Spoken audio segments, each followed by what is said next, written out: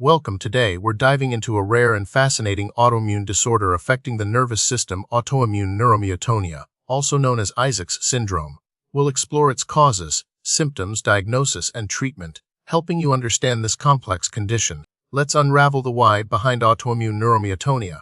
At its core, it's an autoimmune disease, meaning the body's immune system mistakenly attacks its own healthy tissues. In this case, the immune system targets voltage-gated potassium channels found on the nerve endings that control muscle activity. While the exact trigger for this autoimmune response remains unclear, genetic predisposition and associations with other autoimmune disorders, such as myasthenia gravis and thymoma, have been observed. Certain cancers and paraneoplastic syndromes have also been linked to the development of this condition. To understand the symptoms, we need to look at what's going on at the cellular level. Voltage-gated potassium channels are crucial for regulating the excitability of motor neurons. When these channels are attacked by autoantibodies, they become less effective at repolarizing the nerve membrane after an action potential.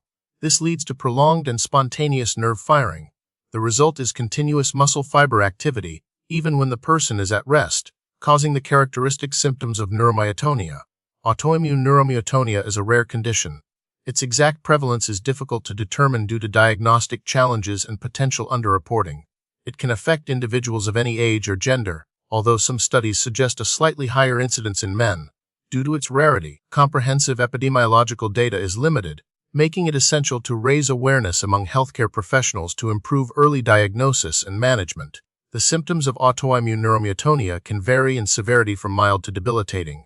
The hallmark feature is muscle stiffness and cramping, often described as continuous muscle fiber activity.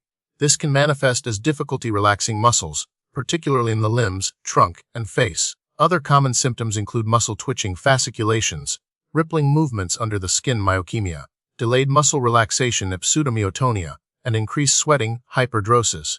Some individuals may also experience fatigue, pain, and difficulty with speech or swallowing. Diagnosing autoimmune neuromyotonia requires a careful evaluation by a neurologist. Combining clinical assessment with specialized testing, electromyography or EMG is a key diagnostic tool. It measures the electrical activity of muscles and can reveal the characteristic spontaneous discharges associated with neuromyotonia.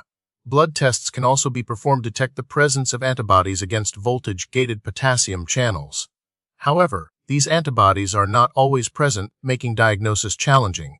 Other tests, such as nerve conduction studies and imaging of the thymus gland, may be performed to rule out other conditions and identify any underlying associations. While autoimmune neuromyotonia doesn't have specific subtypes in the traditional sense, it can be categorized based on its presentation and association with other conditions.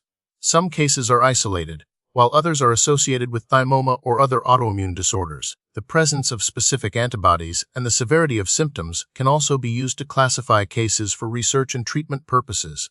The goal of treatment is to manage the symptoms and suppress the autoimmune response. Medications that reduce nerve excitability, such as carbamazepine, phenytoin, and gabapentin, are often used to alleviate muscle stiffness and cramping.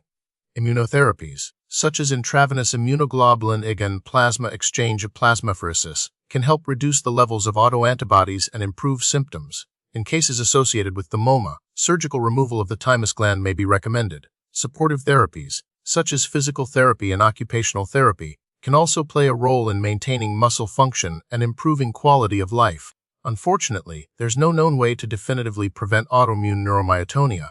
Because the exact cause is not fully understood, primary prevention strategies are not available. However, individuals with a family history of autoimmune disorders may be at higher risk, and maintaining a healthy lifestyle, avoiding known triggers of autoimmune responses, and promptly addressing any underlying medical conditions may be helpful. The prognosis for autoimmune neuromyotonia varies depending on the severity of the condition and the response to treatment. Many individuals can achieve significant symptom control with medication and immunotherapy, allowing them to lead relatively normal lives. However, some may experience persistent symptoms and require ongoing management. Research is ongoing to better understand the underlying mechanisms of autoimmune neuromyotonia and to develop more targeted therapies. Current research focuses on identifying new autoantibodies, exploring novel immunomodulatory agents, and investigating the role of genetic factors in disease susceptibility.